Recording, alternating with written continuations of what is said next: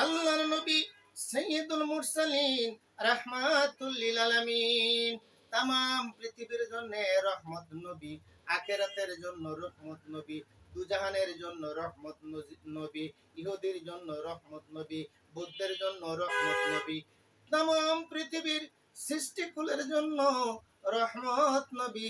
নবী দুজাহানে হযরতে মুহাম্মদুর রাসূলুল্লাহ সাল্লাল্লাহু আলাইহি ওয়াসাল্লাম 570 খ্রিস্টাব্দ থেকে নবী নয়, সৃষ্টির উষালগ্ন থেকে উনি কমপ্লিট নবী। ওয়াকালা রাসূল, এইজন্য রাসূলুল্লাহ সাল্লাল্লাহু আলাইহি ওয়াসাল্লাম তার হাদিস শরীফের মধ্যে নিজেই বর্ণনা করে গেছেন। ওয়াকালা রাসূলুল্লাহ সাল্লাল্লাহু আলাইহি ওয়াসাল্লাম কুনতা নাবিয়্যু আদামু বাইনাল মাযে ওয়াজ জিন।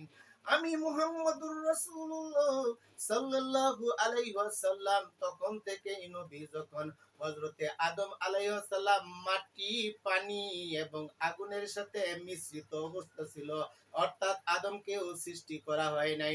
তার বছর না, শত না, কোটি কোটি বছর আগেতে আমি নবী মুহাম্মদ কমপ্লিট নবী ছিলাম।